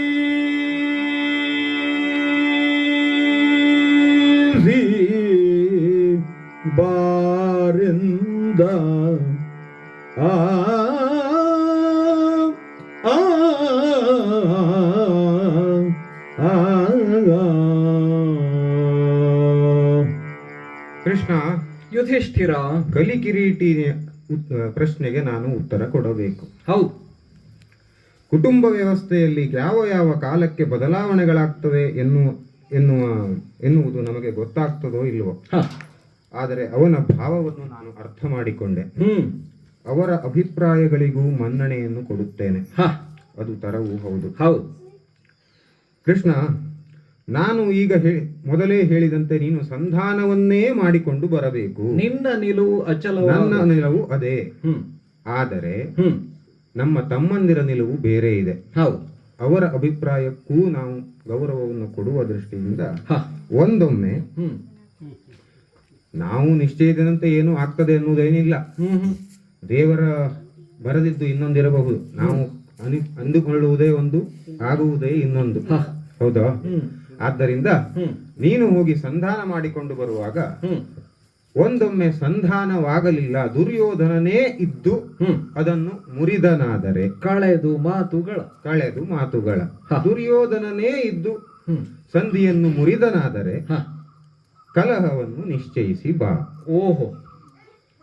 ಆದ್ದರಿಂದ ಒಂದೊಮ್ಮೆ ನೀನು ಕಲಹವನ್ನು ನಿಶ್ಚಯಿಸಿ ಬಂದಿದ್ದೇ ಆದರೆ, ಅದರಲ್ಲಿಯೂ ದುರ್ಯೋಧನನೇ ಮುರಿದ ಅಂತಾದರೆ ನನ್ನ ಮೇಲೆ ಬರುವಂತಹ ಅಪವಾದ ಬರುವುದಿಲ್ಲ.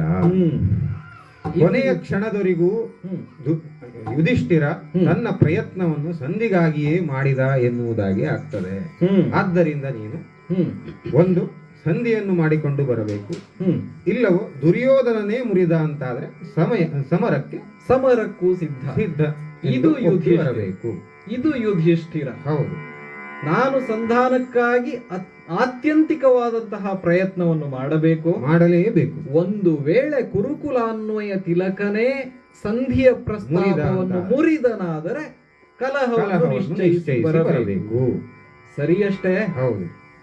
ಅಳುತ್ತ ದ್ರುಪದಜೆ ಬಂದು ಮಣಿದಳು,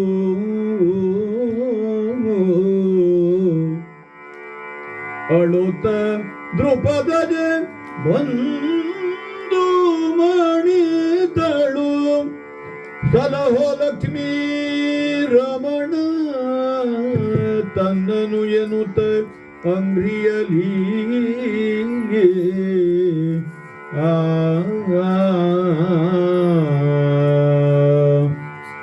ದ್ರುಪದ ಮಹಾರಾಜನ ಪುತ್ರಿಯಾಗಿ, ಅಗ್ನಿ ಸಂಭವೆಯಾಗಿ, ಸವಸನೆಯಾಗಿ ಈ ಭೂಮಿಗೆ ಬಂದಂತಹ ನಾನು ದುಷ್ಟನಾದ ದುರ್ಯೋಧನಾದಿಗಳ ಕಾರಣದಿಂದಾಗಿ ತುಂಬಿದ ಸಭೆಯಲ್ಲಿ ವಸನವನ್ನು ಕಳೆದುಕೊಳ್ಳುತ್ತೇನೆಯೇ ಎಂಬಂಥ ಸ್ಥಿತಿ ನನ್ನದಾಗಿತ್ತು. ನನ್ನ ಬದುಕಿನಲ್ಲಿ ದುಸ್ವಪ್ನವಾದಂತಹ ದ್ಯೂತ ಸಭೆಯೋ ಅಲ್ಲ, ನನ್ನ ಪಾಲಿಗೆ ಆದಂತಹ ನರಕ ಯಾತನೆಯು. ನನ್ನವರು ಸಕಲ ಸಂಪತ್ತು, ರಾಜ್ಯ ಎಲ್ಲವನ್ನೂ ಜೂಜಿನಲ್ಲಿ ಸೋತು ಕಳೆದುಕೊಂಡರು. ಶಕುನಿಯ ಮೋಸದ ಜೂಜಾಟದಲ್ಲಿ ರಾಜ್ಯ, ಕೋಶ, ಬಕ್ಕಸ, ಭಂಡಾರ ಎಲ್ಲವನ್ನೂ ಕಳೆದುಕೊಂಡ ಮೇಲೆ ನನ್ನ ಒಂದು ಮಾತು ಕೇಳದೆ ಇವರ ಜೂಜಾಟಕ್ಕೆ ನನ್ನನ್ನೇ ಪಣವಾಗಿಟ್ಟುಕೊಂಡು ಸೋತರು. ದುರುಳ ಕೌರವನ ದಾಸ್ಯಕ್ಕೆ ನಾನು ಬಲಿಯಾದೆ. ಕೌರವನ ಆಜ್ಞೆಯಂತೆ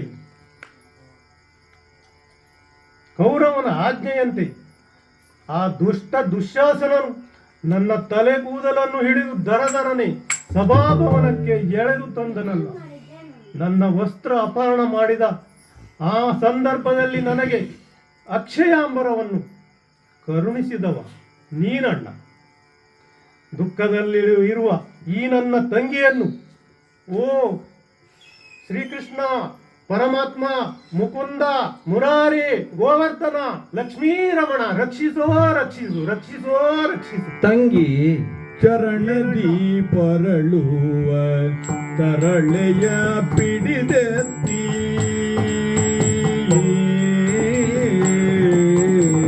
ಇದೋ ನಿನ್ನನ್ನು ಪಿಡಿದೆತ್ತಿ ಚರಣದಿ ಪರಳುವ ತರಳೆಯ ಪಿಡಿದೆತ್ತಿ ಕರುಣಾಳು ನುಡಿದ ದ್ರೌಪದಿಗೆ ಕರುಣಾಳು ನುಡಿದ ದ್ರೌಪದಿಗೆ ಸಿರಿವಂತೆ ದುಃಖಿತ ಬೇಡೇಳು ತಾಯೇ ಬೇಡ ತಾಯೇ, ಸಿರಿವಂತೆ ದುಃಖಿತ ಬೇಡೇಳು ತಾಯೇ ನಿತಿರವೇನು ಬೇಡು ಬೇಳೆನಲು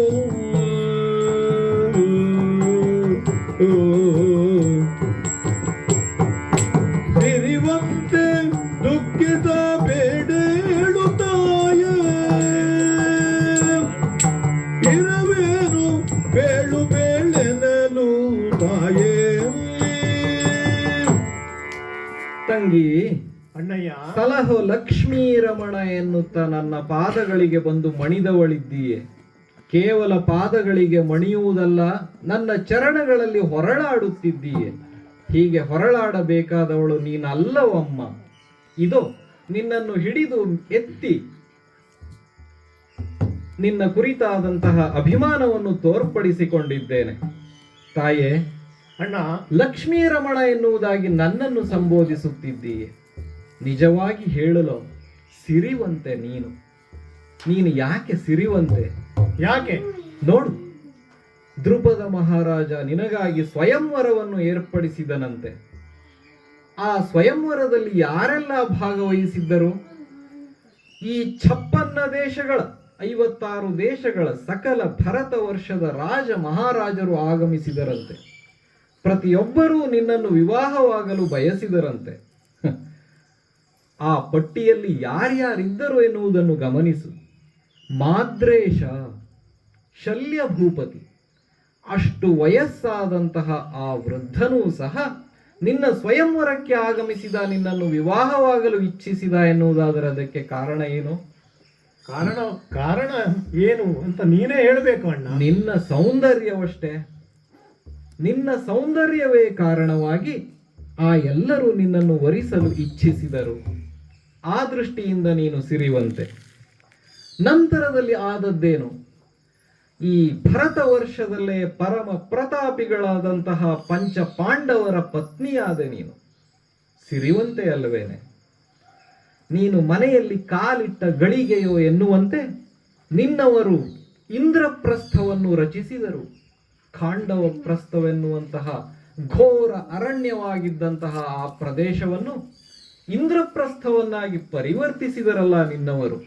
ನಿನ್ನ ಕಾಲ್ಗುಣವಲ್ಲವೇನೆ ತಂಗಿ ಅದು? ಆ ಕಾರಣದಿಂದಲೂ ನೀ ಸಿರಿವಂತೆ. ನೀನೇ ಹೇಳಬೇಕಣ್ಣ. ಅತ್ಯಂತ ಅಸಾಧ್ಯವೆನಿಸಿದಂತಹ ರಾಜಸೂಯಾಧ್ವರವನ್ನು ಗೈದರಲ್ಲ ನಿನ್ನವರು. ನಿನ್ನ ಕಾಲ್ಗುಣವಲ್ಲವೇನೆ ತಂಗಿ? ಆ ರಾಜಸೂಯಾಧ್ವರದ ಅವಭೃತ ಸ್ನಾನಕ್ಕೆ ನೀನು ಮುಡಿಕೊಟ್ಟೆಯಲ್ಲ, ಸೌಭಾಗ್ಯವತಿಯಲ್ಲವೇನೆ ನೀನು?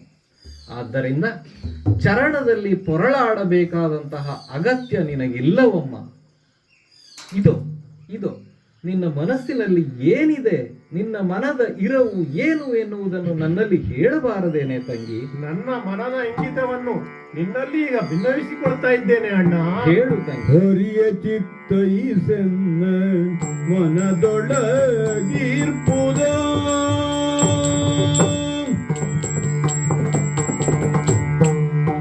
ಹರಿಯೇ ಚಿತ್ತೈಸೆನ್ನ ಮನದೊಳಗೀರ್ಪುದ ಹರಿಯ ಚಿತ್ತೈಸೆನ್ನ ಮನದೊಳಗೀರ್ಪುದ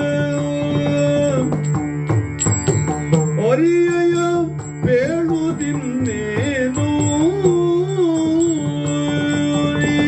ಅರಿಯ ಬೇಳುದಿನ್ನೇನು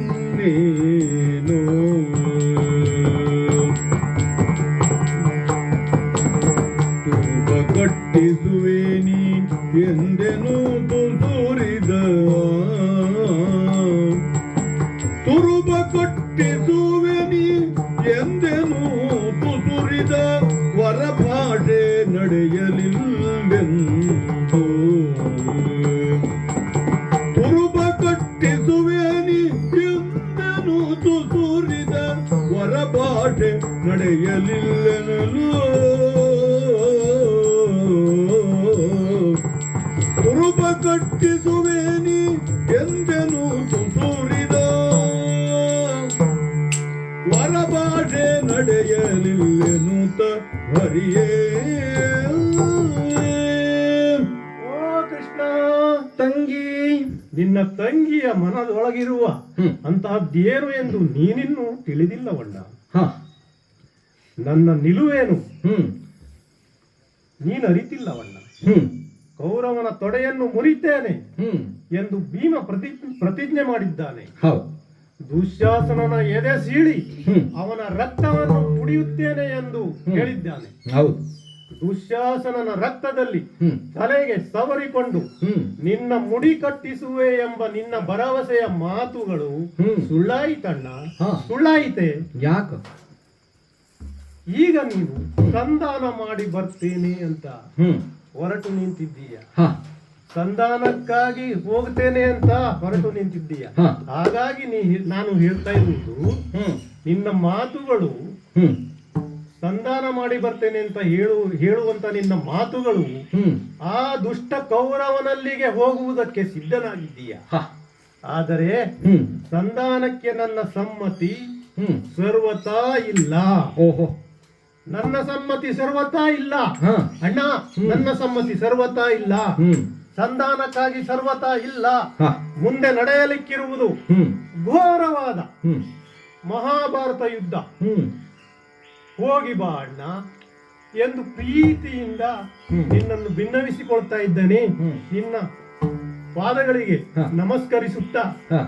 ಅಣ್ಣ ಹ್ಮ್ ಸಂಗ್ರಾಮವನ್ನೇ ನಿಶ್ಚಯಿಸಿ ಬಾ ಎಂದು ಹ. ನಿನ್ನಲ್ಲಿ ಮತ್ತೊಮ್ಮೆ ನಾನು ಮೊರೆ ಇಡ್ತಾ ಇದ್ದೇನೆ. ತಂಗಿ. ಹೋಗಿ ಬಾ ಅಣ್ಣ, ಹೋಗಿ ಬಾ. ತಂಗಿ, ಹಾ? ಅಳಲಬೇಡ. ಮರುಗುವೆಯನಲಿಂದ ತಂಗಿನಿ ಅಳಲದಿರ್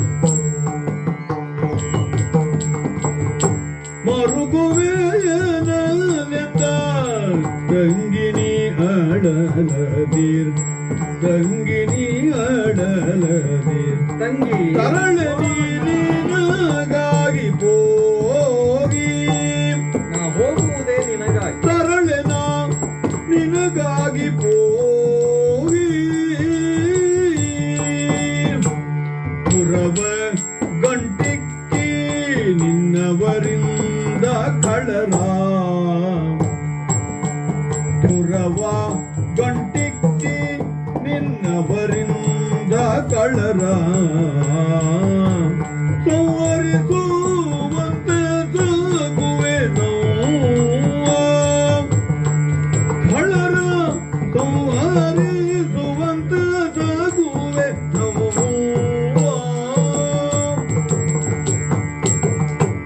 ತಂಗಿ. ಅಣ್ಣಯ್ಯ. ಯುಧಿಷ್ಠಿರ ಪ್ರಭುಗಳು ಸ್ಪಷ್ಟವಾಗಿ ಆಡಿದ್ದಾರೆ. ಹೌದಾ? ಸಂಧಿಯ ಪ್ರಸ್ತಾಪವನ್ನು ಮುಂದಿಡು. ಆ ಕುರುರಾಯ ಸಂಧಿಯ ಪ್ರಸ್ತಾಪವನ್ನು ಒಪ್ಪಲಿಲ್ಲವಾದರೆ ರಣವನ್ನು ನಿಶ್ಚಯಿಸಿ ಬಾ ಎನ್ನುವುದಾಗಿ. ಭೀಮಸೇನನಂತೂ ಸ್ಪಷ್ಟವಾಗಿಯೇ ಆಡಿದವನಿದ್ದಾನೆ. ಏನಂತ ಹೇಳಿದ್ದಾನೆ? ಕೊಳುಗುಳದಲ್ಲಿ ಸುಯೋಧನನ 2 ಊರ್ ಕೊಂಬೆ ನಾನು ಎನ್ನುವುದಾಗಿ. ಹಾ. ಫಲುಗುಣನೋ ಹಾ. ವಿಪಿನದಲ್ಲಿ ತೊಳಲಿದಂತಹ ಪರಿಯೆಲ್ಲವನ್ನು ನೆನೆಸಿಕೊಂಡು ಅದಕ್ಕೆ ಪರಿಮಾರ್ಜನೆಯನ್ನು ರಣಾಂಗಣದಲ್ಲಿಯೇ ಮಾಡುವುದಾಗಿ ತಿಳಿಸಿದ್ದಾನೆ. ಹೌದಾ? ಕಾಲಜ್ಞಾನೀಯ ಎನಿಸಿದಂತಹ ಸಹದೇವನ ಮಾತುಗಳನ್ನು ನಾವು ತಳ್ಳಿ ಹಾಕುವಂತಿಲ್ಲವಷ್ಟೇ. ಜ್ಯೋತಿಷ್ಯವನ್ನು ಬಲ್ಲವನಲ್ಲವೇ ಆತ. ಹೌದು. ಸ್ಪಷ್ಟವಾಗಿ ಹೇಳಿದ್ದಾನೆ, ಹಾ. ಸಂಧಿಯ ಬೆಸುಗೆ ಹತ್ತದು. ತಂಗಿ, ಅಣ್ಣಯ್ಯ. ನಾನು ಸಂಧಾನಕ್ಕಾಗಿ ತೆರಳಿದರೂ ಹಾ. ಆ ದುಷ್ಟನಾದಂತಹ ಸುಯೋಧನ ಸಂಧಿಯ ಪ್ರಸ್ತಾಪವನ್ನು ತಿರಸ್ಕರಿಸಿಯಾನು. ನಿನ್ನವರು ನೇರವಾಗಿ ರಣಕ್ಷೇತ್ರಕ್ಕೆ ಬಂದರೆನ್ನುವಂತಹ ಅಪವಾದದಿಂದ ಮುಕ್ತರಾದರು. ಆದ್ದರಿಂದ ಹಾ. ಆ ದುಷ್ಟರಾದಂತಹ ಸುಯೋಧನಾದಿಗಳು ಅಂದೇ ತಮ್ಮ ಪ್ರಾಣವನ್ನು ತೆತ್ತರು. ಯಾವಾಗ ಎಂದು ನಿನ್ನ ಸಿರಿ ನುಡಿಗೆ ಅವರು ಕೈ ಇಕ್ಕಿದರು ಅಂದೇ ಅವರ ಪ್ರಾಣಗಳು ಹೊರಟು ಹೋದವು. ಜೀವಂತ ಶವಗಳಾಗಿ ಓಡಾಡುತ್ತಿದ್ದಾರಷ್ಟೆ. ಕ್ಷತ್ರಿಯರಾದಂತಹ ಅವರನ್ನು ಶಸ್ತ್ರದ ಮೂಲಕ ಸಂಹರಿಸಬೇಕಾದ್ದೇ ನ್ಯಾಯವಾದ್ದರಿಂದ ನೆಪ ಮಾತ್ರಕ್ಕೆ ಅವರ ಸಂಹಾರವು ಉಳಿದಿರುವುದಷ್ಟೆ. ಆದ್ದರಿಂದ ತಂಗಿ, ನೀನಳಲಬೇಡ. ನಾ ನಿನಗಾಗಿಯೇ ಸಂಧಾನಕ್ಕಾಗಿ ತೆರಳಿ ಅಲ್ಲಿ ಧುರವನ್ನೇ ಗಂಟಿಕ್ಕಿ ಭೀಮಸೇನನೋ ಪಾರ್ಥನೋ ಮಾಡಿದಂತಹ ಪ್ರತಿಜ್ಞೆಯನ್ನು ಅವರ ಕೈಯಿಂದಲೇ ನೆರವೇರಿಸುವಂತೆ ಮಾಡುತ್ತೇನೆ ತಂಗಿ. ನಿನ್ನ ತುರುಬನ್ನು ಭೀಮಸೇನ ಹೇಗೆ ಹೇಳಿದ್ದಾನೆಯೋ ಹಾಗೆ ಆ ತುರುಬನ್ನು ಕಟ್ಟಿಸುವ ಹೊಣೆಗಾರಿಕೆ ನನ್ನದಮ್ಮ. ಆಯ್ತಣ್ಣ, ಹೋಗಿ ಬರಲೇ? ಹೋಗಿ ಬಾರಣ್ಣ, ಹೋಗಿ ಬಾ. ಧನುಜಾರಿ ದ್ರೌಪದಿಯ ಸಂತೈಸಲಂದೆಗೋ, ಧನುಜಾರಿ ದ್ರೌಪದಿಯ ಸಂತೈಸಲಂದೆಗೋ, ಮಣಿಮಯವರೋ ತವೋ ದಾರುಕೌ ತರಲು ದುರ್ಜನರೆಡೆಗೆ ಪೋಪುದೆಂದು ಅಗಣಿತಾಯುಧವ ಸಾತ್ಯಕ್ಕೆ ತುಂಬಿದವು ರಥದೊಳು. ದುರ್ಜನರೆಡೆಗೆ ಪೋಪುದೆಂದಗಣಿತಾಯುಧವ ಸಾತ್ಯಕ್ಕೆ ತುಂಬಿದವು ರಥದೊಳು. ಅನಿಮಿಷರು ಜಯವಿನಲು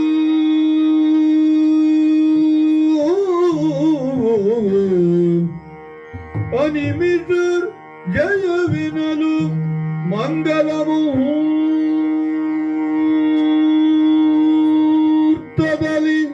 ವನಜಾಕ್ಷಯೇರ್ಧನ ಚಂದನವನ ಪಾಂಡುತನಯರನ್ನುಳಿದಿರಲ್ ಭೂತನಾಯಗಳು ಬೋಳೈಸಿದವು ಬರದೊಳು.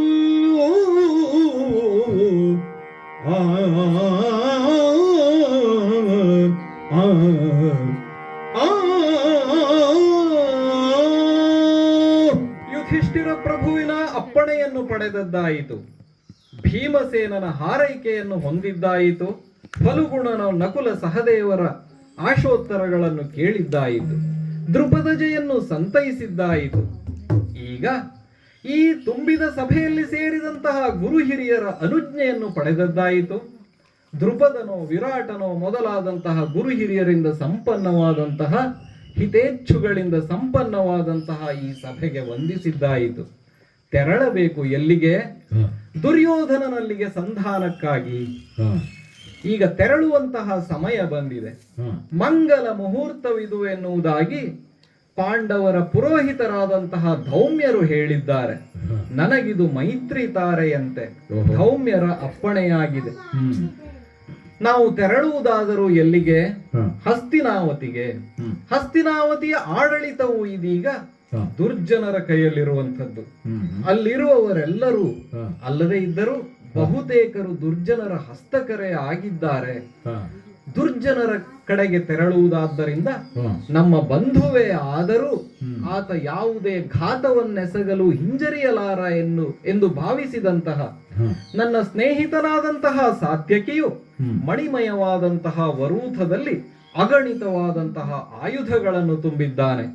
ಶಾರ್ಂಗವೋ, ಗದೆಯೋ, ಚಕ್ರವೋ, ಬಿಲ್ಲು ಬಾಣಗಳು ಮೊದಲಾದಂತಹ ಅಗಣಿತ ಆಯುಧಗಳನ್ನು ತುಂಬಿಸಿ ಅವರೆಡೆಗೆ ನನ್ನ ಜೊತೆಗೂಡಿ ಆತನು ಬರುತ್ತಿದ್ದಾನೆ. ಒಂದು ಅಕ್ಷೋಹಿಣಿ ಸೇನೆಯನ್ನು ಕೂಡಿಕೊಂಡಿದ್ದೇನೆ. ಈ ಮಂಗಲಮಯವಾದಂತಹ ಮುಹೂರ್ತದಲ್ಲಿ ನಾನು ಹೊರಡಲು ಉಜ್ಜುಗಿಸಿದಾಗ ಅದು ನೋಡಿರಲಿ ಸುಮನಸರು ಆಗಸದಿಂದ ಹೂಮಳೆಗೈಯುತ್ತಾ ಏನು ಹೇಳ್ತಾ ಇದ್ದಾರೆ? ಜಯ ಜಯ ಜಯವೆನ್ನುತ್ತಾ ಇದ್ದಾರೆ. ನನ್ನ 4 ಕುದುರೆಗಳನ್ನ 4 ಹಯಗಳನ್ನ ಚತುರ್ವೇದಗಳೋಪಾದಿಯಲ್ಲಿರುವಂತಹ ಹಯಗಳನ್ನು ಮಹಾಸ್ಯಂದನಕ್ಕೆ ಹೂಡಿದ್ದೇನೆ. ದಾರುಕ ಸೂತನಾಗಿ ಕುಳಿತಿದ್ದಾನೆ. ನಡೆಯೋಣ ಹಸ್ತಿನಾವತಿಯತ್ತ. ನಡೆಯುತ್ತಾ ದಾರಿಯಲ್ಲಿ ಜೊತೆಯಾದರಲ್ಲ ಕ್ಷತ್ರಿಯ ಕುಲ ಕುಠಾರಕರೆನಿಸಿದಂತಹ ಪರಶುರಾಮರು, ಕಣ್ವರೋ, ನಾರದರು, ಈ ಎಲ್ಲ ಮಹರ್ಷಿಗಳು ನನ್ನ ಜೊತೆ ಬಂದರು. ಅವರೆಲ್ಲರ ಕಳಕಳಿಯೂ ಒಂದೇ, ಅವರೆಲ್ಲರ ಅಭಿಲಾಷೆಯೂ ಒಂದೇ. ಮುಂದೆ ಸಂಭವಿಸಬಹುದಾದಂತಹ ಮಹಾಯುದ್ಧ ತಪ್ಪಲಿ, ಈ ಭಾರತದಲ್ಲಿ ಶಾಂತಿ ನೆಲೆಸಲಿ, ಅದಕ್ಕಾಗಿ ಸುಯೋಧನ ಸಮ್ಮತಿಸಲಿ ಎನ್ನುವುದೇ ಅವರ ಆಸೆ. ಕುತೂಹಲಿಗಳಾಗಿದ್ದಾರೆ. ಸುಯೋಧನನ ಜೊತೆಗಿನ ಸಂಧಾನವನ್ನು ನೋಡುವಂತಹ ಕುತೂಹಲ ಅವರಲ್ಲಿ ಮನೆ ಮಾಡಿದೆ. ನನ್ನ ಜೊತೆಗೆ ತೆರಳುತ್ತಾ ಇದ್ದಾರೆ. ನಾನು ನೇರವಾಗಿ ಹಸ್ತಿನಾವತಿಯನ್ನು ತಲುಪಿದ್ದಾಗಿದೆ. ಏನು ನೋಡುತ್ತಾ ಇದ್ದೇನೆ? ಹಸ್ತಿನಾವತಿಯ ಬೀದಿಗಳಲ್ಲಿ, ಹಸ್ತಿನಾವತಿಯ ಬೀದಿಗಳನ್ನು ತಳಿರು ತೋರಣಗಳಿಂದ ಶೃಂಗರಿಸಲಾಗಿದೆ. ಪ್ರತಿಯೊಂದು ಮನೆಯ ಮುಂದೆಯೂ ರಂಗೋಲಿ ರಾರಾಜಿಸುತ್ತಿದೆ. ಹಸ್ತಿನಾವತಿಯ ಪುರಪ್ರಮುಖರೆನಿಸಿದಂತಹ ಭೀಷ್ಮರೋ, ದ್ರೋಣರೋ, ಕೃಪರೋ, ಅಶ್ವತ್ಥಾಮರೋ ಪ್ರತಿಯೊಬ್ಬರ ಮನೆಯಲ್ಲಿಯೂ ಸುವಾಸನೆಯುಕ್ತವಾದಂತಹ ಅಡುಗೆ ಮಾಡಲ್ಪಟ್ಟಿದೆ. ಘಮ ಘಮಿಸುವಂತಹ ಪರಿಮಳ ಸಕಲ ಹಸ್ತಿನಾವತಿಯನ್ನು ತುಂಬಿಕೊಂಡಿದೆ. ಯಾಕಾಗಿ ಗೊತ್ತೋ ಇಷ್ಟನ್ನೆಲ್ಲ ಮಾಡಿದ್ದು? ಕೃಷ್ಣ ಬರ್ತಾನೆ, ಕೃಷ್ಣನಿಗೆ ನಾವು ಆತಿಥ್ಯವನ್ನು ನೀಡಬೇಕು ಎನ್ನುವುದೇ ಕಾರಣ. ನಾನು ಎಲ್ಲಿಗೆ ಹೋಗಬೇಕು ಎನ್ನುವುದು ನನಗೂ ಗೊಂದಲವಾಗಬೇಕು. ಯಾಕೆ? ಒಬ್ಬ ಅತಿಥಿಗಾಗಿ ಎಷ್ಟು ಮನೆಯಲ್ಲಿ ಅಡುಗೆ ಮಾಡಬಹುದು? ಆ ಗೊಂದಲದಲ್ಲಿ ಅವರೂ ಇದ್ದಾರು. ನನ್ನನ್ನು ಗೊಂದಲಕ್ಕೆ ಕೆಡಹುವ ಪ್ರಯತ್ನವಿದ್ದರೂ ಇದ್ದೀತು. ನಾನು ಗೊಂದಲಕ್ಕೊಳಗಾಗುವೆನೆ. ಆದರೂ ಸಹ ಈ ಭೀಷ್ಮರೋ, ದ್ರೋಣರೋ, ಕೃಪರೋ ಇವರೆಲ್ಲರ ಅರಮನೆಗೂ ನಾನು ತೆರಳಿದ್ದೇನೆ. ಭೀಷ್ಮರನ್ನು ಸಂತವಿಸಿದ್ದೇನೆ, ದ್ರೋಣರನ್ನು ಮಾತನಾಡಿಸಿದ್ದೇನೆ, ಅಶ್ವತ್ಥಾಮರಿಗೆ ಅಭಯವನ್ನು ನೀಡಿದ್ದೇನೆ. ಧೃತರಾಷ್ಟ್ರನ ಅರಮನೆಗೂ ತೆರಳಿ